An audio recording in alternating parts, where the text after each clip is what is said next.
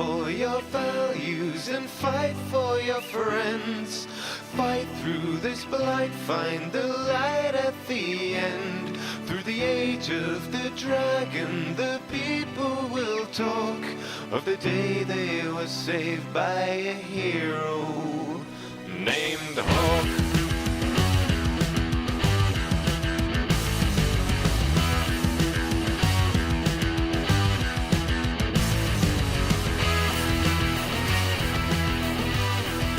You're listening to Reignite, a cozy gaming podcast.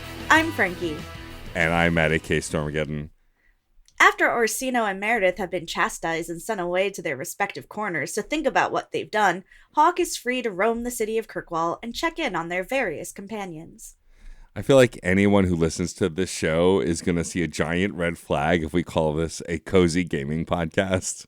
You can't tell me it's not a cozy gaming podcast. There's social mechanics and relationships, and you have a nice little house that you return to. Uh-huh. You're a business person. You have a mine that you're the boss of. Well, technically not everyone would be, right? You can turn that down, can't you? You can. This is not Stardew Valley Dragon Age edition. It is, though. Uh-huh. Look, it is. Our friends over at Date With Us always say that any game that has dating mechanics is a dating sim, and therefore... Yeah. It's always a date if you bring your love interest with you. That's true. Unless your love interest isn't your love interest anymore. Gasp.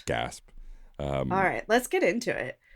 When we started, I had a party, and I was like, I don't want to deal with you guys right now. So I went to the nearest change party thing and told everybody to go home.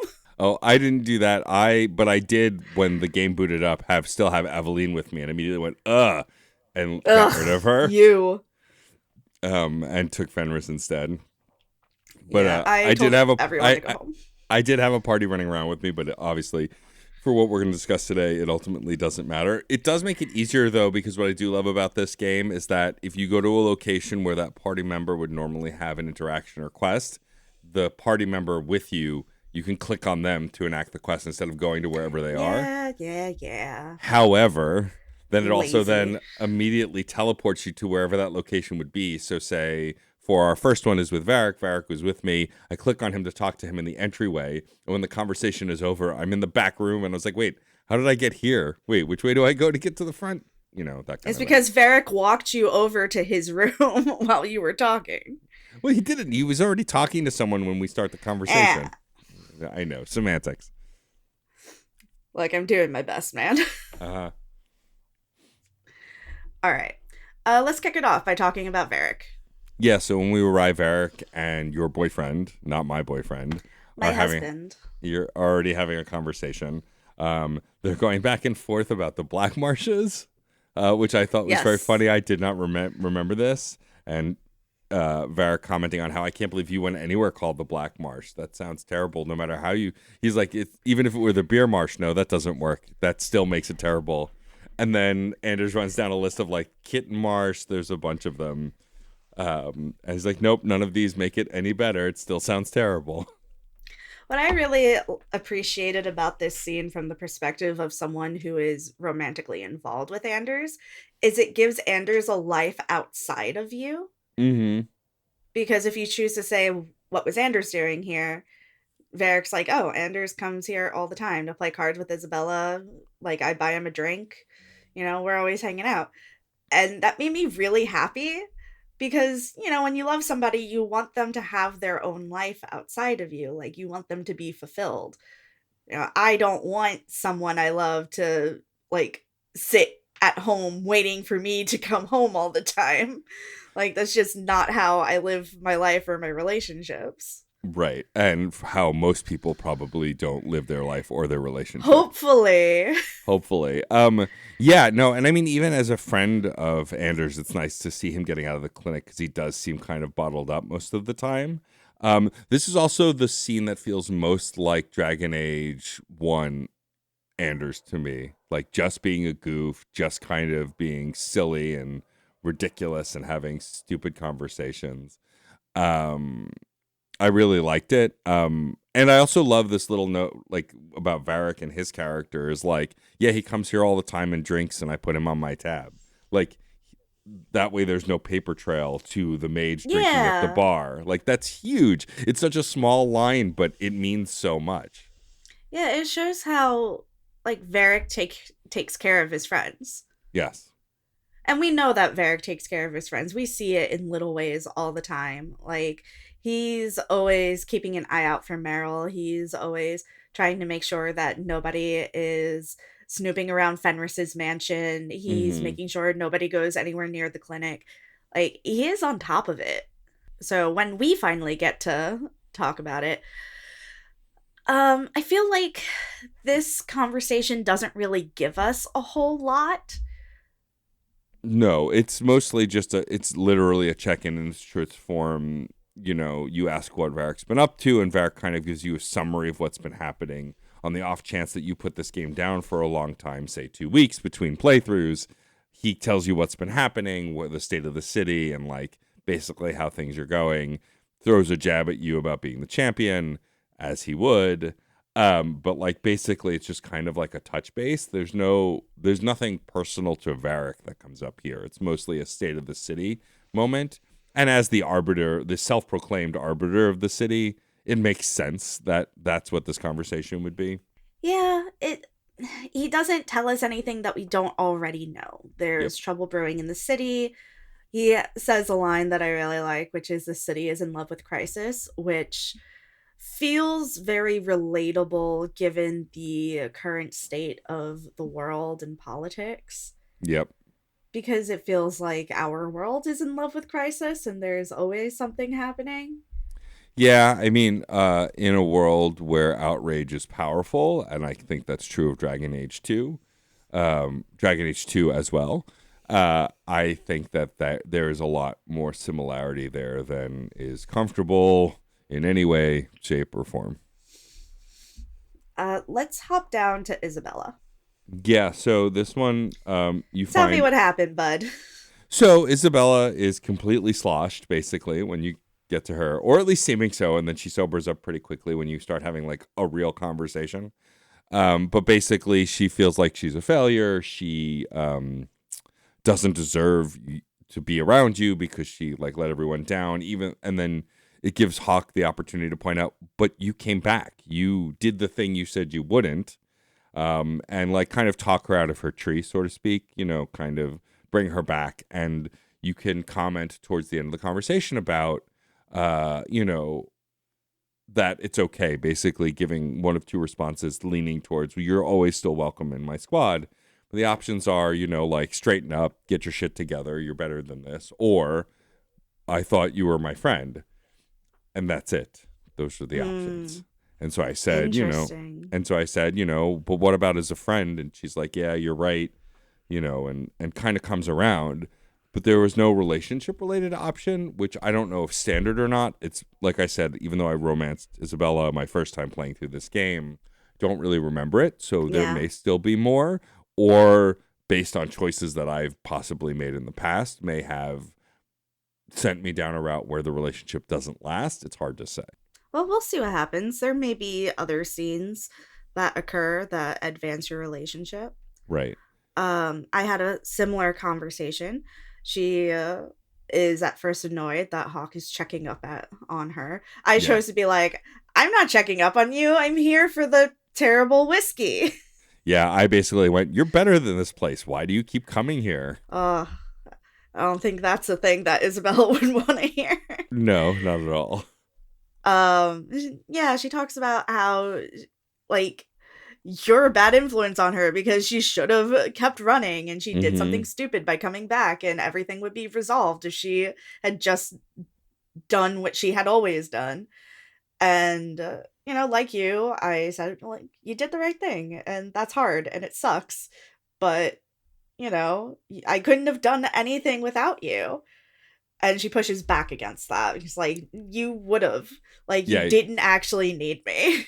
She's basically like, yeah, if you had to, you would have stormed the keep and killed every Qunari yourself. We both know this. Yeah. And she talks about how, she says, I'm just a lying, thieving snake. And I want to be like, but you're my lying, thieving snake because we're besties. Yeah. So I reestablish our friendship, and she's back on board. Yeah, same for me. And so we'll see where it goes from there. It did feel very platonic in the moment, which is totally fine. I just didn't. Well, I feel like I remember it going differently, but I could be misremembering. Again, it's been a while since I originally played it. Well, when I like finished all my check-ins, I returned to the estate, and she was waiting in the living room. Yeah. So I didn't talk to her yet. I'm like just at the door. Okay. So like she's in my house waiting.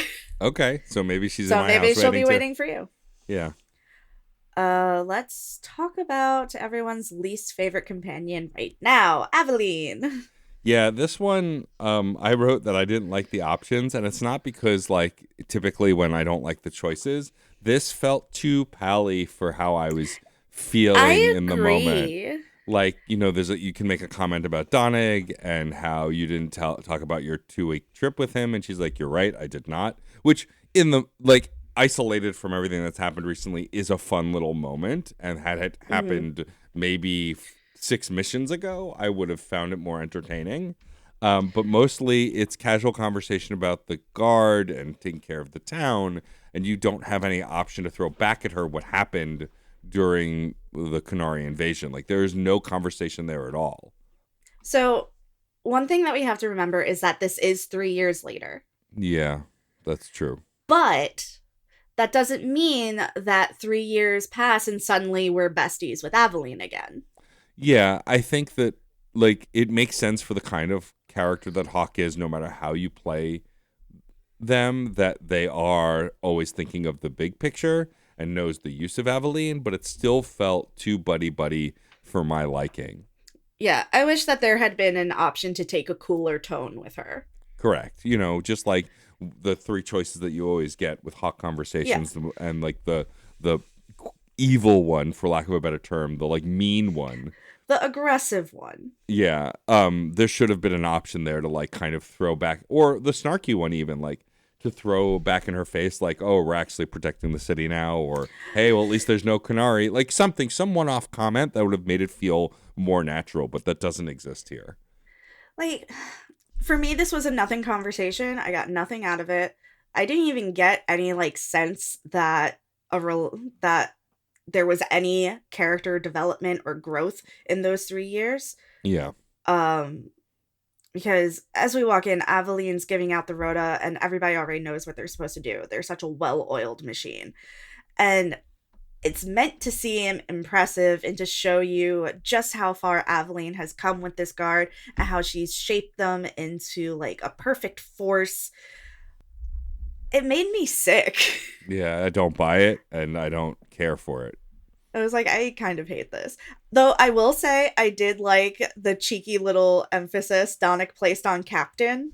Yes. Again, the Donnig Aveline relationship. Despite myself, I like you, Donnig. Yes. Well, and I like the Donnig Aveline relationship despite my relationship with Aveline. Like I said, the comment about her vacation with Donnig is cheeky and fun had it happened at literally any other point than this in the story. Yeah. Yeah, like I'd be more than happy to like tease you about your honeymoon if I didn't hold you responsible for the deaths of so many people. Correct, exactly. And another thing that I really noticed was Aveline says something about how the Templars treat the guard and how they're pushing back. And she says, the people of Kirkwall need to see themselves in their guard.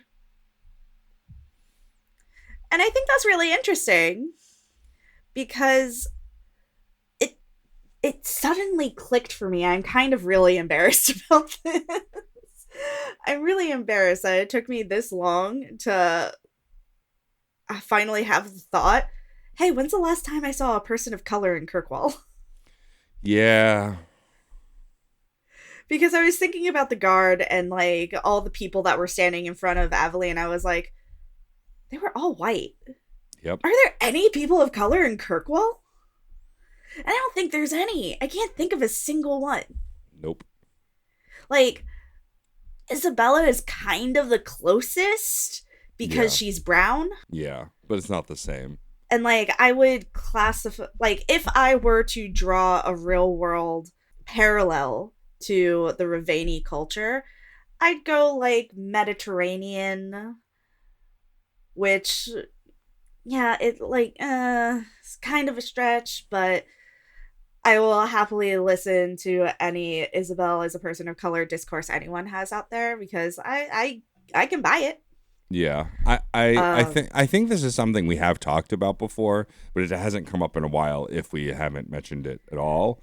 And yeah, it just really hit me here. Yeah, well, the elves are meant to be a stand-in on some level, but it doesn't. It's not the same. And like, but even to that end, there are no elves in the city guard. There are no. Yeah, that's what led me to this thought, because I was like, well, if you want the people of Kirkwall to see themselves in their guard, are you hiring Ferelden guards? Are you hiring alienage guards? Like, are you hiring people who live in the city and really filling out the guard? Maybe if you had some elves on the guard, that one guard wouldn't have raped that woman. Yeah, well, I mean, who the hell knows? But like, there would have been more accountability. There would have been so anyway. Yeah. That's going to be relevant to my fandom corner later. I have a TV show for Aveline to watch, and it just I'm still like really unhappy with Aveline. Hawk says at some point Kirkwall seems to have rallied around you, and Aveline replies with, there are a few complaints here and there. And like, about what? Are you investigating them? Do they matter? Yeah, we kind of like, just brushed over them. I can't trust you. Yeah. And I can't trust her, and it sucks because she is like a powerful woman with an interesting like story. Her story is not for me. Yeah, it's interesting with Aveline, and I think even more so than Sebastian. With Aveline, there's this character arc that it is hard to understand how someone could get behind it unless you're role playing, which is the point of these games on some level, right? Not everyone plays games like Frankie and I do, where we tend to self-insert. I know lots of listeners who do, though. And so I think if you're not doing self-insert, I can see where exploring Aveline's story might be interesting.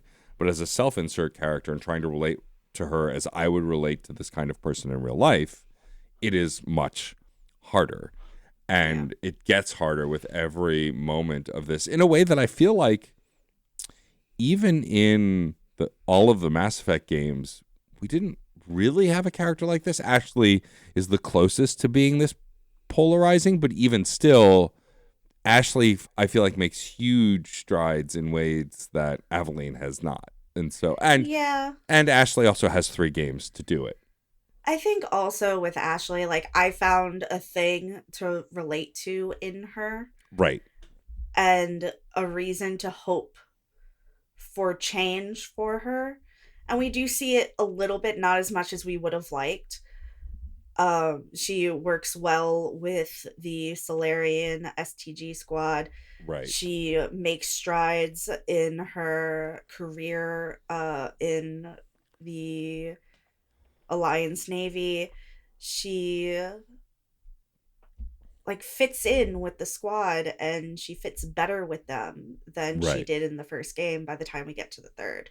I feel like if we had more time with Sebastian, he might run a similar line to Ashley, just in the sense of faith versus companionship, the care that Sebastian shows for Hawk and his allies, even though it's such a short time we spend with Sebastian, since we don't have him for most of a chunk of Act 1.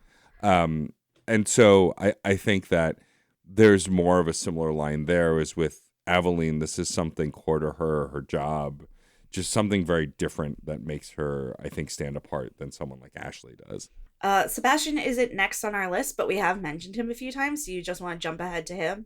Sure. So with Sebastian's quest, we do pick up a follow-up quest here. We find out from Althena that there is an agent of Andraste, basically an agent of the Divine.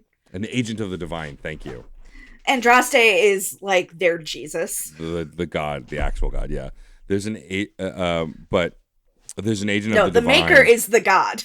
Right. Oh yeah, you're right. You're right. The maker is the god, Andraste is Jesus, and the divine is the Pope, basically. Yes, you got it. Look, as a Jew, I'm very proud of me. I'm proud of you too. There's an agent of the divine here to basically find out what the fuck happened. Basically. Yeah, and also see if there needs to be another exalted march. Yeah, which is basically like the Crusades. Yeah, and you're asked to accompany Sebastian in meeting with this agent to basically, I think, bring them down to reality and convince them that that is unnecessary, that there shouldn't be another exalted march, that there's plenty of good here, that what happened because of the Qunari and because of the political instability of the town, and not like it's doomed to repeat itself. Yeah, I want to talk about Sebastian here. He is, when we first walked in, he's pushing Althena to make a public answer. Yes. And he's like, you have to pick a side. And I agree with him, but he and I are on opposite sides. Yes.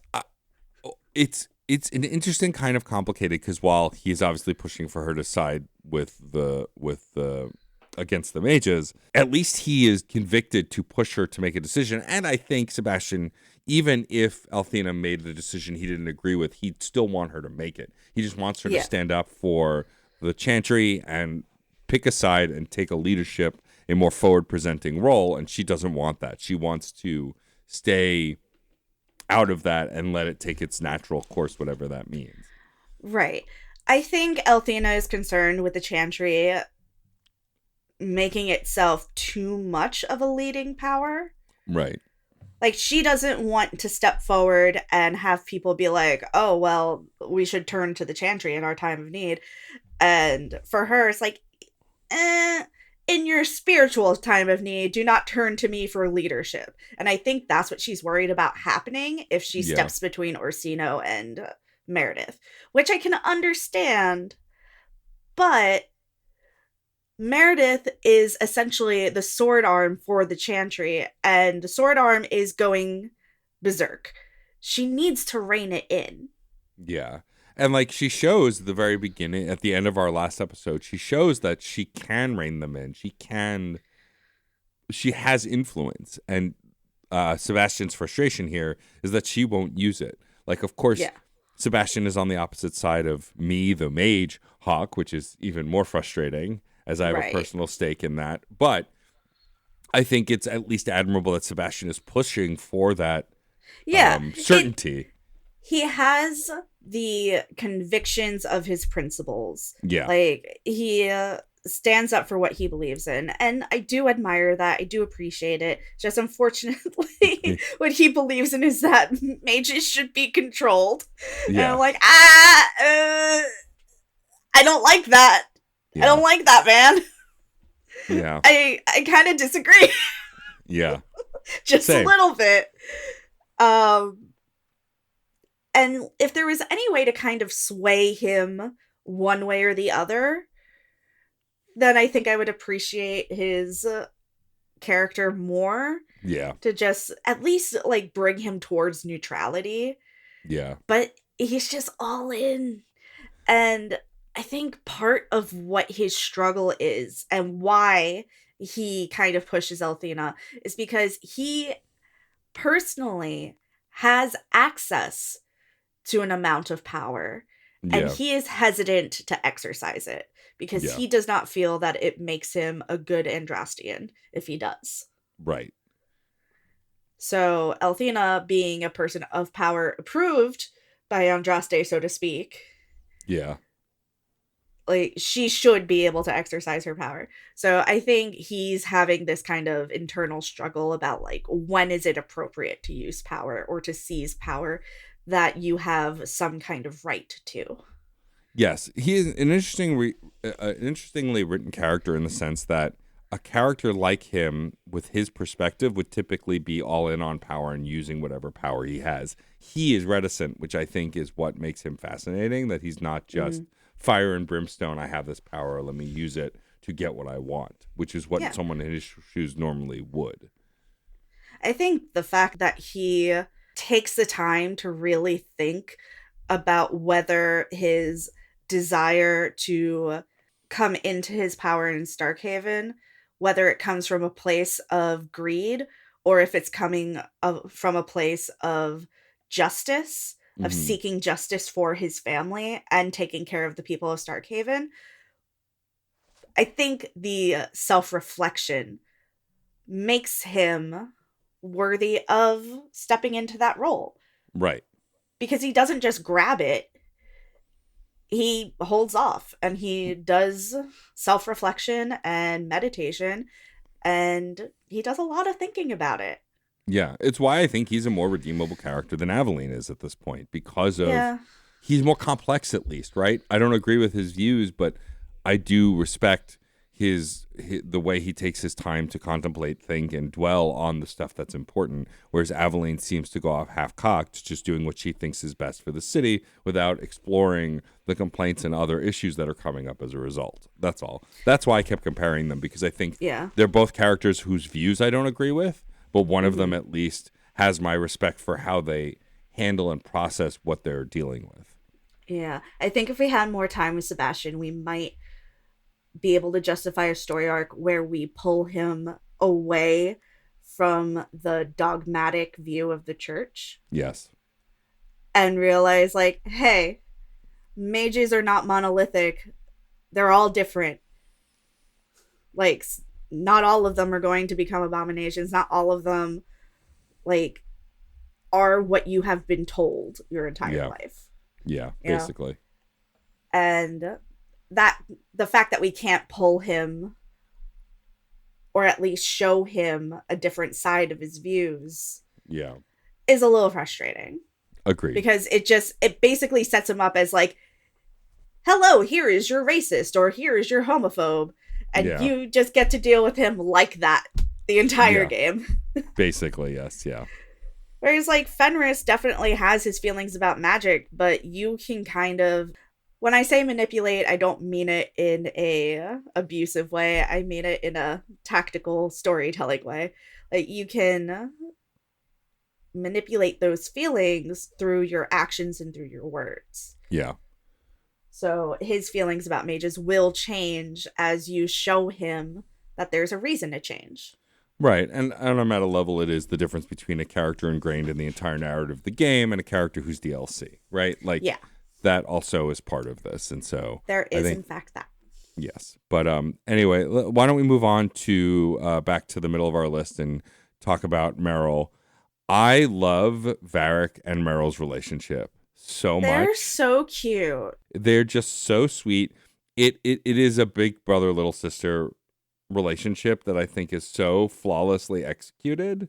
Also, his nickname for her is probably my favorite of his nicknames. Yeah, it's very cute. He calls her Daisy. And she does balk a little bit at being likened to a flower, because if we look at it from the perspective of a woman who is constantly being told that she is, you know, delicate and frail and needs to be watched all the time, that can be frustrating. Yes, especially since she is confident in what she knows. What she knows is dabbling in blood magic, which worries everybody, but she's confident that she knows how to use this power without recklessness.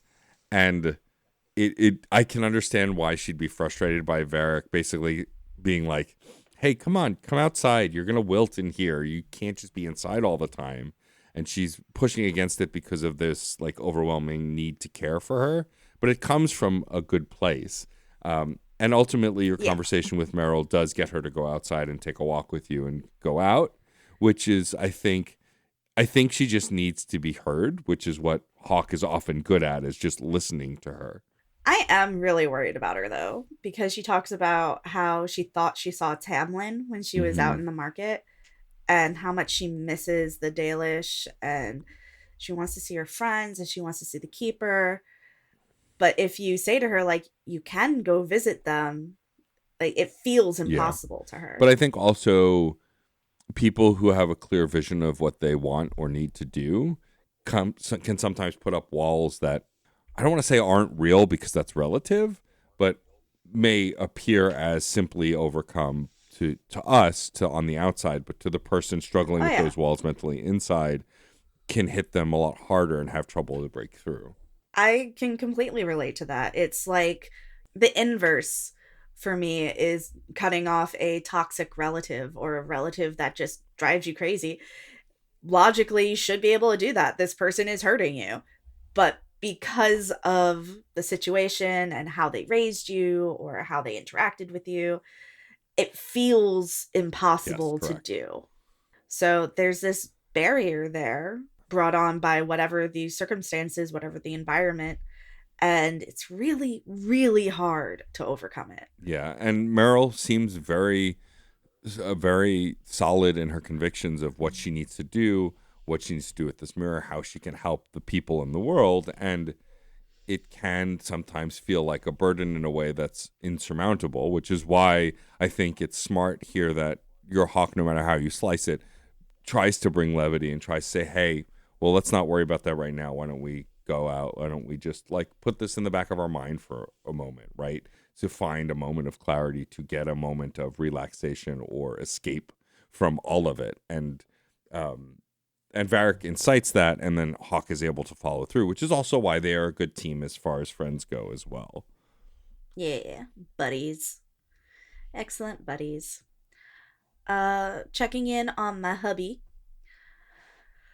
When you walk in, is Anders talking to Meryl? No, he's arguing with Aveline. Oh, interesting. So he was talking to Meryl when I walked in.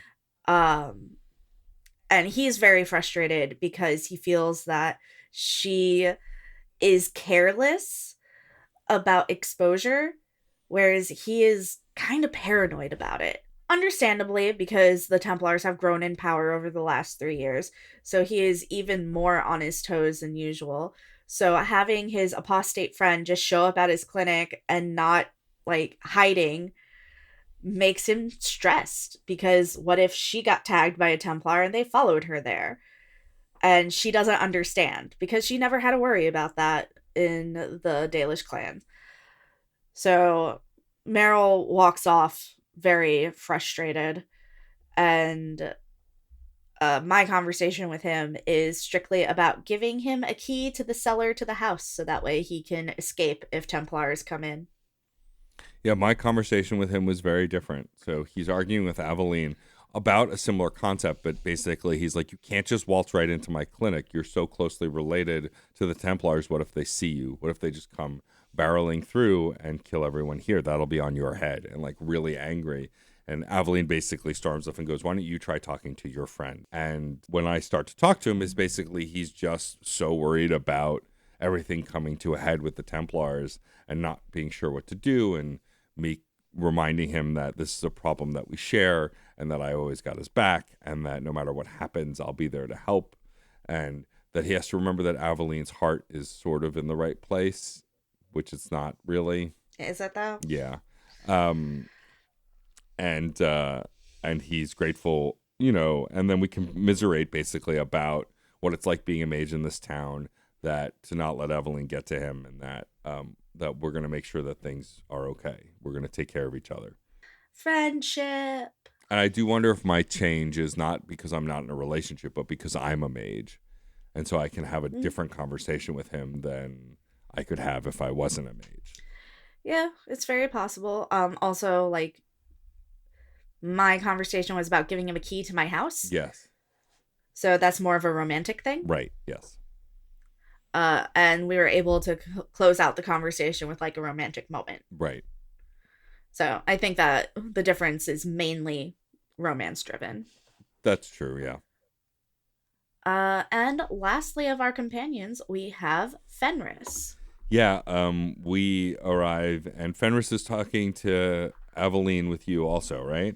Yes. And so he's freaking out, and Aveline's done a lot of like, you deal with your friend moments in these check-ins, and I don't love it.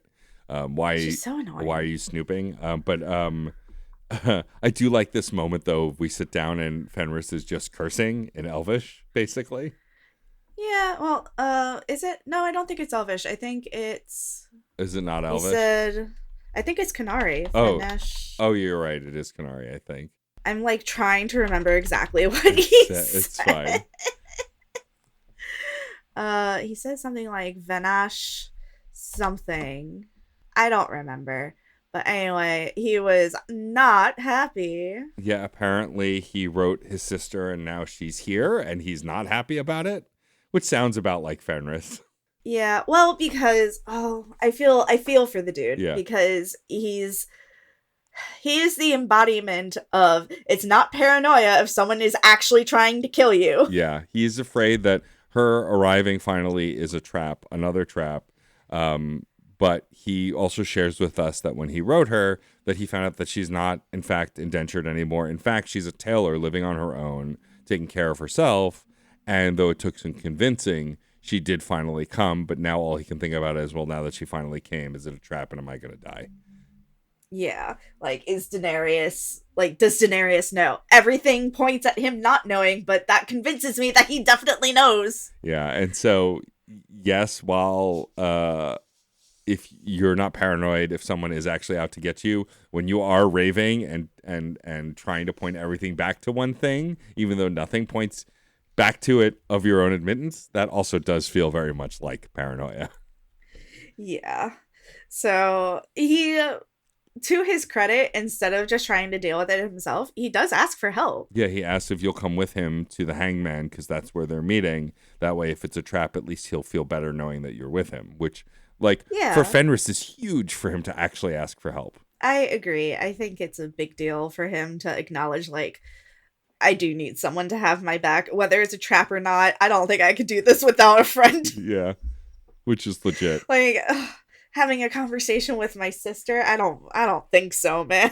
I don't want to do it. Gee, I wonder what that's like, getting in touch with a sibling you haven't seen in a very long time and trying to really establish a relationship. That seems so foreign. Actually, it wasn't that bad. I know. I know. Mine wasn't trying to kill me, though. That's true. That's true. Like, there was no risk of mine trying to kill me. That's true. That is true. Just shout out to my little brother. Who is taking the married life very well. Good for him.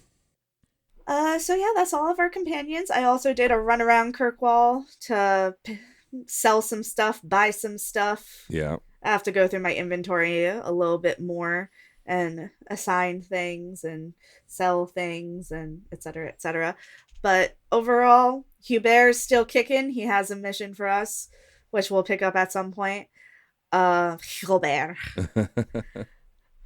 There is a Canary mission waiting for us to pick up. There are many exclamation points throughout the map. Yes, correct.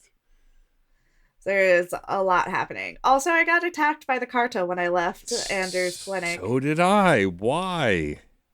I'm like, why? Yeah, basically. Why? Leave me alone. I'm just a little guy walking around with my dog. Also, if you have the DLC, like we do, which I assume you do, it's a good time to go through your coffers again. There may be gear that you're the appropriate level for that you can use. Oh, hell yeah. Some of the DLC gear, which I've slowly been using. I've barely used any of the in-game gear because all the DLC gear is just better once you get to it. Yeah. And so definitely go back to your house and check that stuff as well. But yeah, it's funny. It feels like some things haven't changed in 3 years, and then a lot of other things have. Which, isn't that always the way? Yes. Speaking of what's changed, we are in the final act of Dragon Age 2. Yes. We have less than 20 episodes left in this season, which sounds like a lot, but I think it's going to go really fast. Yep. So, yeah. We're almost done. We're almost done. This one took way longer than I thought it would, which makes me fear for Inquisition. Oh my god. Inquisition is going to be a mess. Yeah. We may have Especially since for Inquisition, we're definitely going to have to, like, one of us is going to have to side Templar and one of us is going to have to side Mage. Yeah. Yeah, that's true. Just to get the full breadth of the story. Yeah.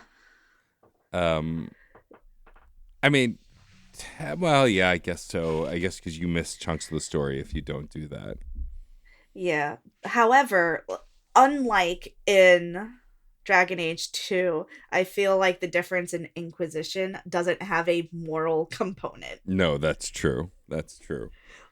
Like, it's more about, hey, who's more powerful? Yeah, who do you feel can, like, actually help you with this? Yeah. But we'll get there. We'll talk about it. But yeah, so there is a world in which we start this sometime next year. We move on to the next game. So anyway, thanks for being on this ride with us. And yeah, we're barreling towards the end of this game where nothing terrible will happen and everything will work out happily ever after. Like the cozy game that it is. Uh-huh. So cozy. All right. Before we move on to Phantom Corner, we have fan mail, of course, from the one and only Callie. So let's dig into that, and then we'll hit up Phantom Corner. Anathara, everyone. Here are some thoughts on episode 35, Demands of the Qun. I deliberately chose to not metagame to make sure Isabella would return the book. It was interesting and tense to go into this without knowing how that would go. I am still not ready to condone extrajudicial executions, but situations like what these elves did are about as close as I get. And indeed, while Arishok is responsible for his choices, and while his last straw would have come from somewhere eventually, Aveline also deserves no small amount of blame. Her failure to serve justice and the people of Kirkwall is inherently inexcusable, and the fact it leads to such dire consequences makes this so bad that a different story might frame her as a secondary villain. I think there is also an implication that she sets aside her identity as a woman to prioritize identifying as part of the Guard, and with it, sets aside concern for justice for women. While I can understand prioritizing some parts of one's identity over others, I will never quite understand choosing to prioritize a part that is actively harmful to the others. That sounds like an impulse people should address in therapy. This also feels like character growth in a negative direction, considering that Aveline got the Guard Captain position by investigating wrongdoing within the Guard and not letting anything get in her way. Having now seen how things go when Isabella does not return made me feel exactly how I suspected I would. This narrative branch is so much less interesting and satisfying that I resent this even being a possibility. Not only does it deprive Isabella of depth and an arc, it also makes the way things play out more simple, more boring. This is bad branching narrative design.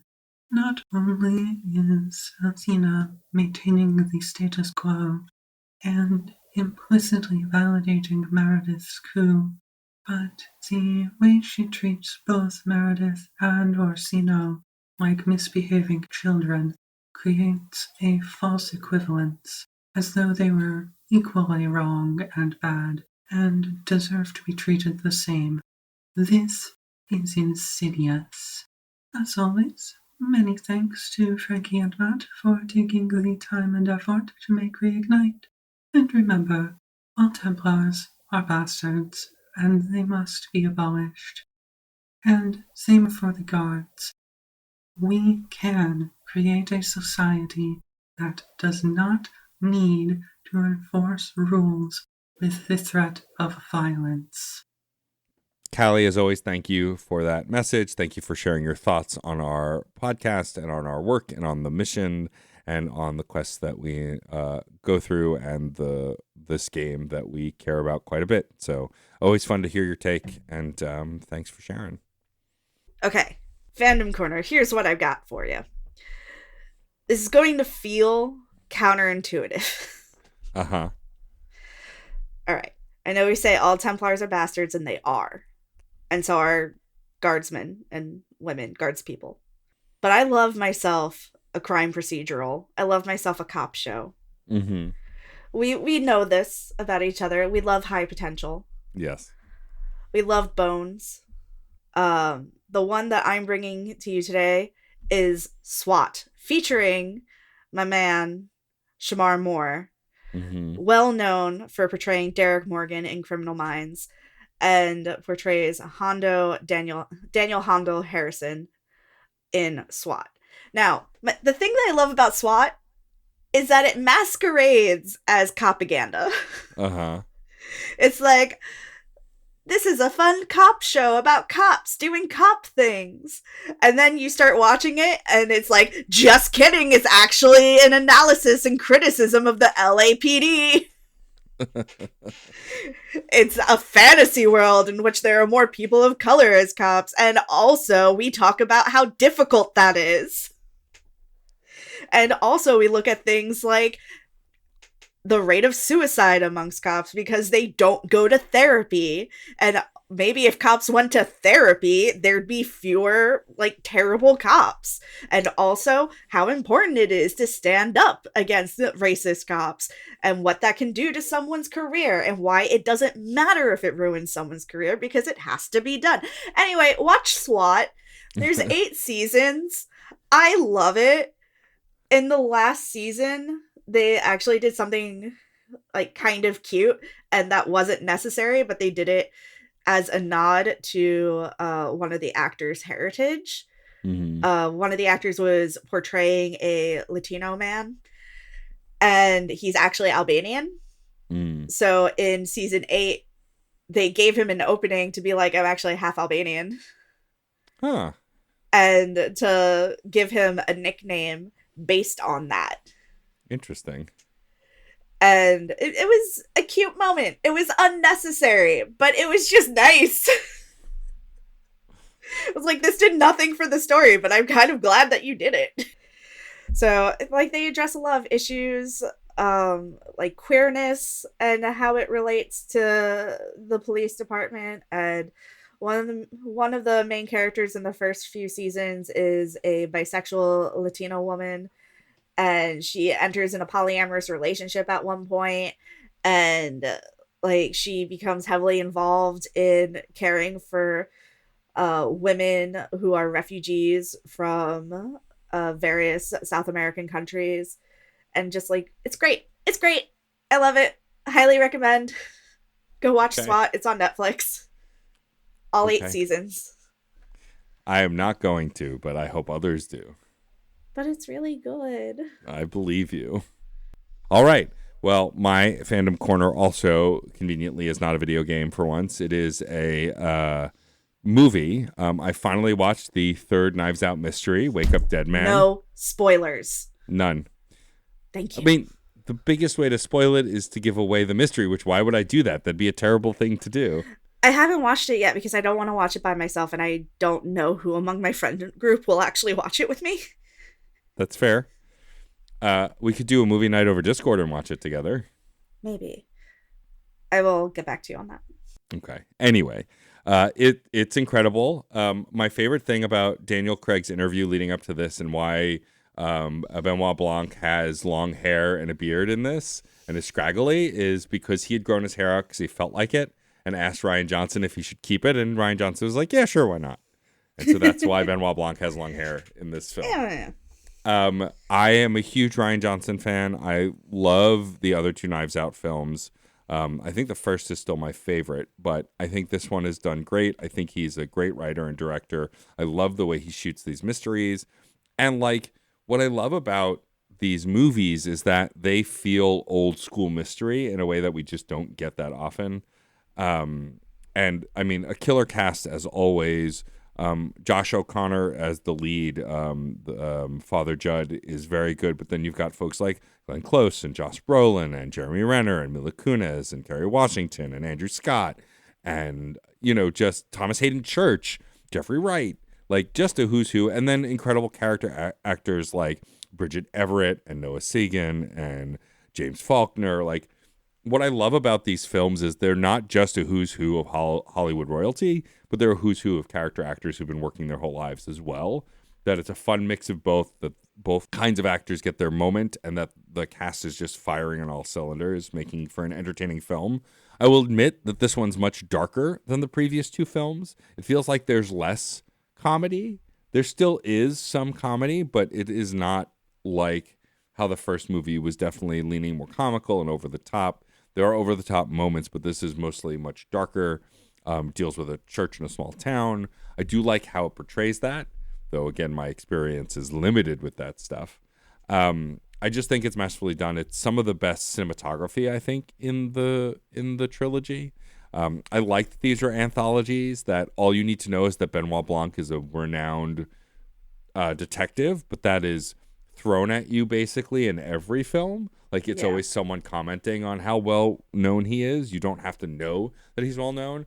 And as someone who's liked Daniel Craig for a long time, since his version of Bond and Layer Cake, which is the first movie I ever saw him in ages ago, I love seeing him play such a goofy character with such a bizarre way of speaking, such a unique take on a kind of Southern accent.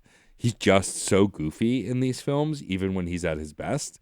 And I love that. I just think it's such a incredible character to find as someone who's used to playing badass, like clean cut, like, you know, white guy villains or white guy heroes. Like, this character is so much more complex, and I love that too. Yeah, it's great. I think I definitely like it better than Glass Onion, but I think all of these films are unique in their take on mysteries while still feeling fun and interesting. And I will watch these forever until the end of time, as long as Rian Johnson keeps making them. This one's also quite long. It's a little under 2.5 hours, which I think is the longest of the three. But I just think it's phenomenally done. And my favorite thing about this, like every Knives Out film has that moment, right, where everyone seems perfectly decent and then it turns out they're all terrible. Like, that's not news. That's in every one of these movies. That happens again in this. But like the whole cast, I'm looking at them through half the movie and going, I don't understand why these specific people. And then when that moment happens where you find out they're all terrible people, I'm like, oh, that's why you have this cast, because they are going to be incredible at playing these terrible people. There was a specific actor I wanted to shout out. So I want to find his name. Daryl McCormick, who plays Cy Draven in this. He is so perfectly cast as the kind of douchebag that he plays that he's deliciously terrible in a way that I really love. Like when people are playing bad people, but they do it so well. And so I wanted to give him a specific shout out. But yeah, it's definitely great. If you like the other two movies, you should absolutely see this one. And even if you haven't seen the other two, I think you could watch this. Like, I think that's my favorite thing about the Knives Out trilogy so far, is that any of these movies can be watched in any order. You don't have to watch the first one to watch the other two. Like, you could just watch any of them if you want a good mystery. And this is definitely another one of those. So you should definitely go watch it.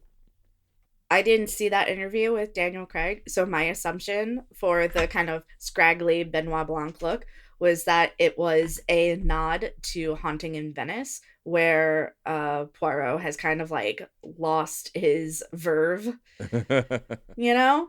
So I thought it was kind of a nod to like, he's been going through some stuff. I mean, it could be. It doesn't come up in the film, but It could be. I mean, it is obvious that the Benoit Blanc is being played in an homage of some level to Poirot and some other famous mystery solvers. So I wouldn't put it past Rian Johnson to have that in his brain somewhere, even if Daniel Craig hadn't thought of that. All right. So our next episode is going to be On the Loose, a mission handed over to us by Meredith. Blech. Blech. Unfortunately, we have to do it. Yes, we can't not do it. We're not allowed. So do On the Loose for the next episode. And welcome to 2026. We're excited. I think this is going to air in 2026. Yes, this is literally on New Year's Day. You start your year with us. Congratulations. I'm looking forward to 2026. I love doing this podcast. Sometimes it feels like never ending and going too fast at the same time, which is very weird. but I like diving so deep and methodical on these games, especially with the Dragon Age games. It feels more satisfying because I know that I don't know them as well. Like when we did it with the Mass Effect games, it's like I feel like there was a want to sometimes brush past some stuff because like we had discussed it and many people have discussed it so much. But of these two series, it's obvious that Mass Effect is the more popular, I think, pop culturally known series, right? And Shepard is more well known, whereas Dragon Age, I'm sure, has its fans and is popular, but definitely doesn't have the mainstream breakoutness of at least the Mass Effect trilogy. And so it's fun to get really granular with this, especially when we know in just a short 2 or 3 years we'll be covering the latest in the franchise. Hell yeah. And maybe one day there will be another game. Yeah, I have so much faith in EA, especially now more than ever, that they are being bought by a Saudi company. But we're not going to we're not going to get into that. We're doing our best. Anyway, if you like what you heard here, you can follow us on social media. We're at ReignitePod on Blue Sky, YouTube, and Instagram, or you can send us an email at reignitepod@gmail.com. You can also find Matt and I on Blue Sky as DJ Stormageddon and Frankie B. Writes. Please rate, review, and subscribe on your favorite podcatcher if you can. It really helps us get seen so other people can find us. Again, I say, if this is your first episode and you're not subscribed, A, weird subscribe. Flex. Yeah, and B, weird flex. The rating and reviews really help. So when people look for the goings on in Kirkwall, they will find us and not some other cozy podcast just talking about the life and times in Kirkwall. So please do that. And thank you. That's going to be our next parody podcast. Yeah, we're just going to do a cozy pod about the life and times in Kirkwall, what's going on in the market. We're going to talk about like what local events are happening and like, oh, there's a knit and natter happening down at the Hanged Man. Yep, being led by Varric. Also going to give us a read-in on his latest romance novel. It's going to be lovely. Yeah. It's actually a separate event. Like there is a like round robin book event. Yeah. Like, don't mess with me. I'll write it. I know you will. We're members of the Certain Point of View Network. You can visit certainpov.com to find more nerdy podcasts, each with a unique point of view. You can also find a permanent invite link to our Discord server on the website. Join the conversation. And Matt, before you say anything, I just want to let people know, I was telling a game developer I had met about our podcast and about our network, and I did this spiel kind of as a joke, and my friend turned around and said, "You should do voiceover work." And I just stared. I just stared at him. Amazing. It was like he said to me, like, "You should do a podcast." So I was just like, James. Seriously? James. Anyway. Yeah, please come hang out in the Discord. The growth over the last year has been incredible. We have some awesome conversations in the Discord. It's been the highlight of my 2025 has been being a part of that community and having these incredible conversations that have even branched outside of our podcast. Callie getting involved in the gaming log and posting the games that they've been playing and all of this stuff. But all of you, not to just highlight Callie, who we always highlight, but everyone in our community. We have the coolest and most awesome community in the world. We're glad that you are just as geeked about these games as we are and want to talk about every nitty gritty little detail. So thank you. As for personal plugs, same old story. Fun and Games is on the network as well. We have a Patreon. You can go to funandgamespod.com to see the podcast, check out everything we're working on. I was successful in writing 11 reviews in a year, which I had wanted to, over on the Patreon. By the time you're hearing this, my the Top 10 Games podcast is coming out tomorrow, where Jeff and I talk about our top 10 games of the year, and then also the written version will be out sometime after as well. That's really it as far as plugs. There's nothing really new going on. We're going to toy with some new Patreon-related stuff over at Fun and Games. So again, if you haven't joined even at the free tier, you get access to everything that's in the feed normally at the free tier, plus voting in console retrospectives to decide what console we'll cover next. But you can go to patreon.com/funandgamespod for more on that. But that's basically the bulk of my stuff outside of this? As for me, you can check out my website, frankiebwrites.com. There you can hire me for podcasting, voiceover, writing, crafting services, or you can just kick me a couple of dollars because you like me. Can they kick you a couple of dollars because they don't like you? They could, but I'd be really confused by that. Okay, fair enough. Here's $5. I hate you. I mean, money's money, right? Thanks for the $5, I guess. It's cool. Yeah, I guess kick me a couple of dollars if you hate me. I will use that money to never talk to you again. You can buy my silence for $5, and I will never talk to you again. Exactly. That's pretty cheap for silence, if I know. I know. I give you good rates. Yeah. We, of course, would also like to thank Case Aiken for developing some cool shirt designs that you can find at certainpov.com. And also, of course, thanks to Case for designing each episode's individual show art. We really do appreciate it. We do. I'm realizing I took no screenshots, so I have no idea what Case is going to use for this episode. I took a screenshot by mistake. Great. Maybe I'll just... So it's probably not of anything good. I guess I will try and find another photo of Kirkwall to send him. Hang on, I'm gonna... You know what would have been good? A screenshot of the companion selection screen. That's true. He's done that before, I think, for previous episode art. I mean, it's fine. Yeah, I took a picture of me standing outside of Anders' clinic. And I think I took another one. Yeah, there's one of me talking to Aveline with this creepy guard in the background. Both completely useless. I'll send that to you. It makes me laugh, though. Like, I'm tickled. Okay. Well, anyway, Case, by the time you've heard this, if you're hearing it, I'll have thought of something. So yeah, you guys don't have to worry about it, dear listeners. This is just us being Thank silly. you for coming to our production meeting. We'd like to thank Miracle of Sound for our theme music. If you've been jamming along, then you should head over to miracleofsound.rocks and check out Gavin Dunn's other music and merch. Thank you to Red Spinks for our Dragon Age inspired logo. To see more of his work, you can follow him at Chaos Does Art on Instagram.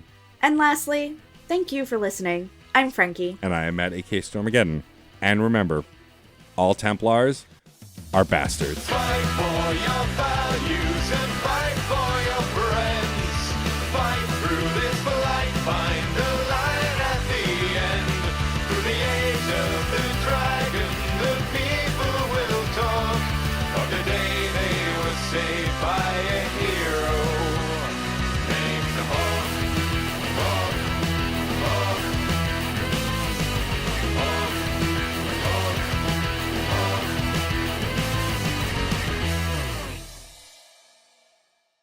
Video games are a unique medium. They can tell stories, immerse us in strange, fantastic worlds, blur the very boundaries of our reality. But at the end of the day, video games are fun, whatever fun is to you. I'm Jeff Moonen. And I am Matt, a.k.a. Stormageddon.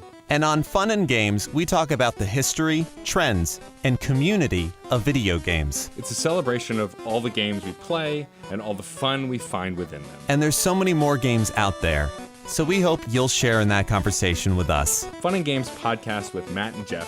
Find us on certainpov.com or wherever you get your podcasts. And happy gaming. CPOV. CertainPOV.com.